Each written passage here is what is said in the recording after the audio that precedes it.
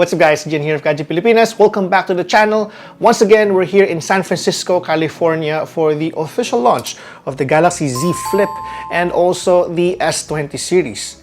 Now for today's video, pag-uusapan natin ang dalawang bagay. The first thing is that, to whom is this smartphone positioned to? Para kanino ba siya? At pangalawa, what are my thoughts about this based on my hands-on experience? Now, just a quick unboxing experience. What we have here is the official retail version of the Z Flip. Pero yung kanyang software is not yet final, so stay tuned for that.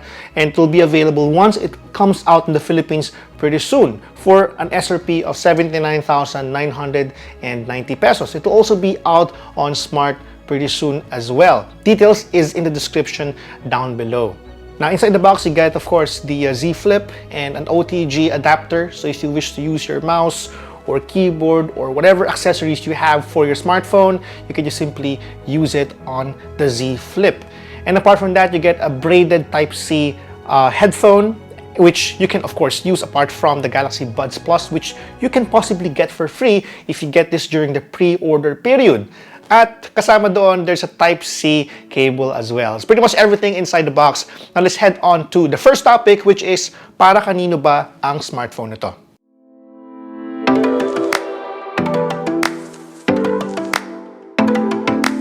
Now, if you read our Galaxy Fold review, we labeled it as one of the best innovations of 2019. And because of that innovation, it actually is a huge inspiration to the development of the Galaxy Fold. But Galaxy Fold is different. It's created for a very sophisticated market and for the affluent people, sa mga may pera, at saka those people who are actually very much into fashion and lifestyle. This one is a little different. They took all the good things from the Galaxy Fold, and what we have right here is a smaller device which can fit inside your pocket. You can use this whenever you want. You can even take videos of it kahit nakasara yung telepono, no? Now, whether you are a fashionista, celebrity, businesswoman, or businessman, there's a lot of things going on here which you would love. Now, designed for portability, it can simply flip into a size of a wallet or a makeup, depending on anong gusto mo, which makes it easy to fit in just any pocket or any bag. The hinge itself is an engineering marvel. It is sophisticated and small to ensure that every fold is smooth and stable.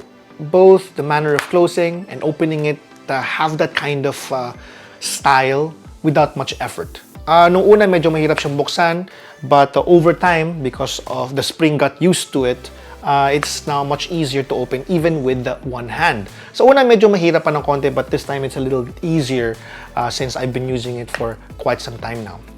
Now, if you're going to compare this with the Galaxy Fold, the Fold uses a plastic.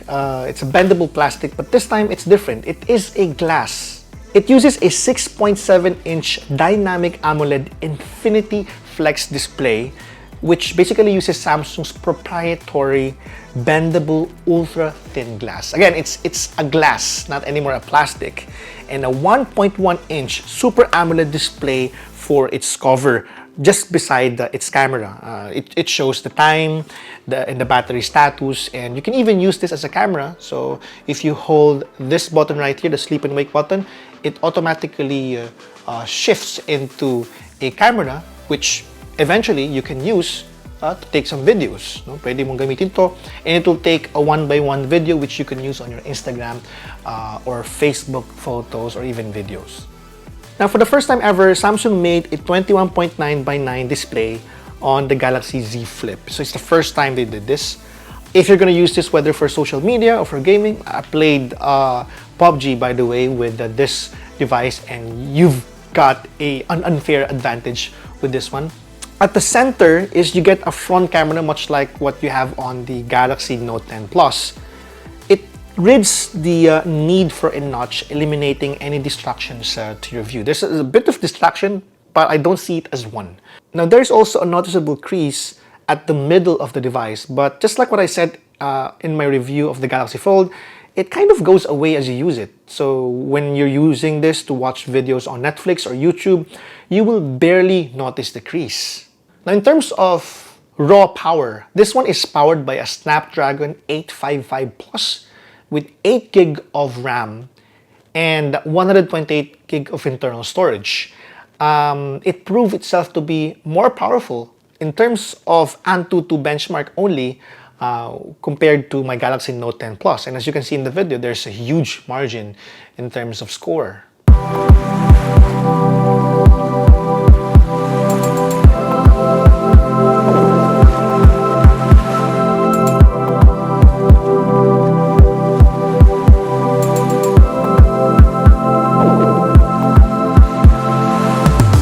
Now, to answer the question kung para kanino ba talaga ang Galaxy Z Flip, it takes you to actually experience it personally before you can say kung para sa'yo ba to. Now, if you feel like you're drawn to it, go first and experience it. Because I can tell you, when I first saw the Galaxy Z Flip, I did not like it. Pero when I started using the device, I started to appreciate all the features that are available on the smartphone. Yes, it's for the sophisticated market, it's for the fashionistas, it's for the people who are concerned about their image and also productive at the same time. But it takes a person to experience the device to really appreciate and see if it's really for them. Hey, what's up guys? This is GN of Gadget Pilipinas. I'm shooting this using the Galaxy Z Flip at 9:16 aspect ratio. You know, it's perfect if you're in the conditions like you want to shoot some videos for your IG stories or for Facebook stories. So if you're a content creator, this is something that you'd love to have. Also, not just for IG and FB stories, you can even use it for TikTok. So mga mahilig mag-TikTok dyan, this might be the one for you. Now, one of the features that I liked about it is they call this flex mode. They worked with Google to be able to achieve this kind of feature. Flex mode is if you hold your phone or if you put the phone in the position like this, it kind of changes something in the UI where the UI switches that would accommodate only half the screen, just like this, at yung ilalim would be the controls. So imagine you are taking videos for Instagram, you taking videos for your Facebook stories, IG stories, TikTok. You can actually do or use this to switch from various aspect ratios despite the small form factor, despite the display, despite you only doing flex mode. And now we're shooting at 16:9. Nga lang, medyo crop kasi nga nagbago ng orientation, but that's really cool to think about. You can shoot this at this kind of aspect ratio. Perfect! Galing! Flex mode can really be flexible for you, no? Literally, not just simply on the phone, but also on the software. So again, props to Samsung and also Google for working things out because without them collaborating, this would not have happened. Apart from also, you know, taking selfies, you can also use this as your not a tripod, but more of like para siyang lalagyan, no, na ipapatong mo na lang siya doon sa table or kahit saan mo gusto, no? And then you can just simply do night shot videos. Unfortunately, it does not move automatically, but imagine doing a hyperlapse video, ipapatong mo lang yan sa ledge and it just simply does its work. Now, the Galaxy Z Flip, in terms of battery life, while we still need to check this out, it has 3,000 milliampere of battery, so it should last for about a day. Or less than a day, depending on how you use your device. Now, the Galaxy Z Flip, as I mentioned earlier, will be available in the Philippines for 79,990 pesos.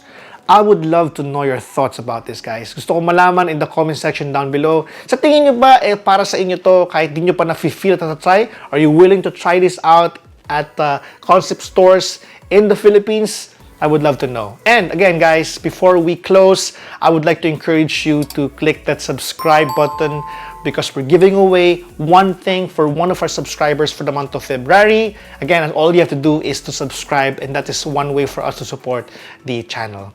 So, again, thank you so much, guys, for watching. This has been Gian here in San Francisco, California for Galaxy Unpacked 2020.